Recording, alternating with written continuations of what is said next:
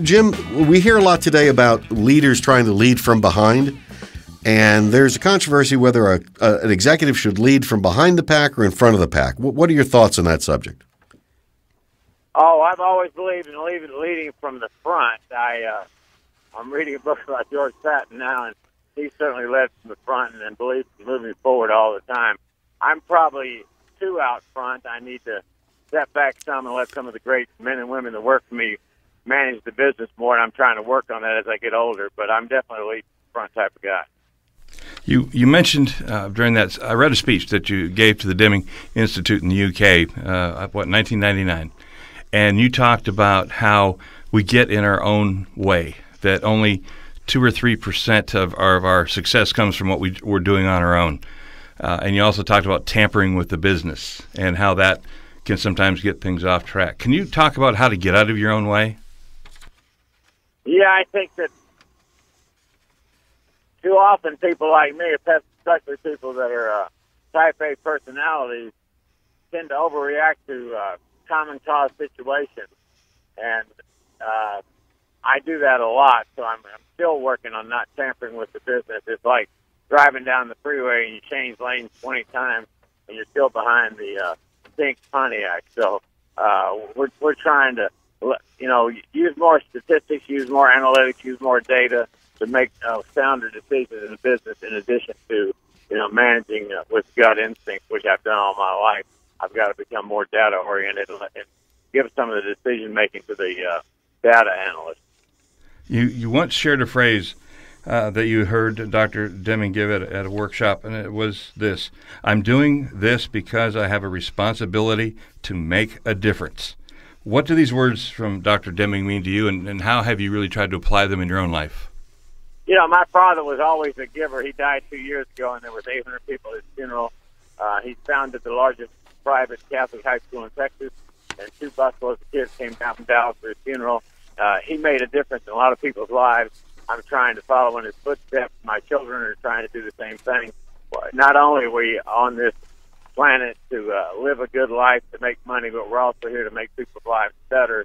And there's lots of things that we try to do every day to make a difference in people's lives. And one of the main things is taking these young kids who have no idea that they can achieve the American dream, and through hard work, dedication, and a commitment to excellence, 5, 10, 15 years later, these kids are also living the American dream. We got lots of them at Gallery Furniture, and I think that's one of the things I'm certainly proudest of, is helping young people achieve their dreams. Jim, your latest campaign talks about furniture made in America, but also talks about bringing jobs back to America. Can you tell us why that's important?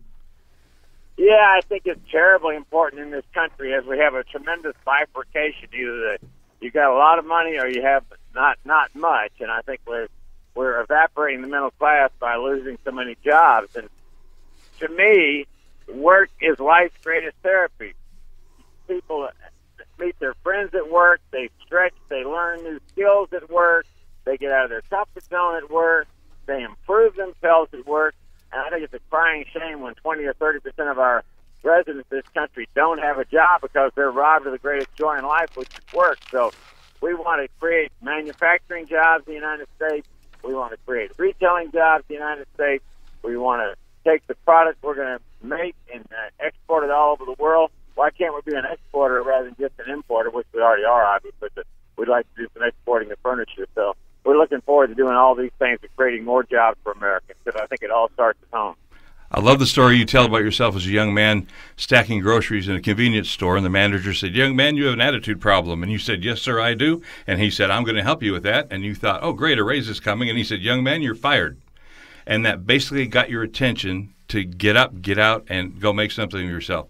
We hear so much about the millennial workforce, about they don't do things the old-fashioned way. They have to have shorter hours and do jobs a certain way. What advice do you have for a graduate getting out of college, or somebody who's just graduating out of high school, and to be able to be successful like you have become? What do they need to not do, and what do they need to do? First of all, I think millennials are a wonderful generation. You hear a lot of bad things about them. I have nothing but admiration for them. They're smart. They're energetic. They want to, live a real life. They want solid wood furniture. They don't want particle board. They're a great generation. We got lots of millennials that work for us, and we don't have any problem at all with their work ethic. My advice would be to get rid of any and all sense of entitlement. Realize that this country or this world owes you and I nothing, and if you want to get ahead in life, go out there and do it the old-fashioned way. Work hard, learn every day, and strive to get better, and the sky's the limit for all of us. Jim, we've got about 30 seconds left, and in a nutshell, what sets Gallery Furniture apart from all of your competitors? What sets Gallery Furniture apart? I ask myself that every day. What can we do other stores can't do, won't do, or unwilling to do? The biggest thing is when you come to Gallery Furniture, you buy furniture at 10 o'clock at night. You want it delivered that same night to Conroe, which is about 60 miles from the store. We deliver it that same night. The thing we do different is customers say frog.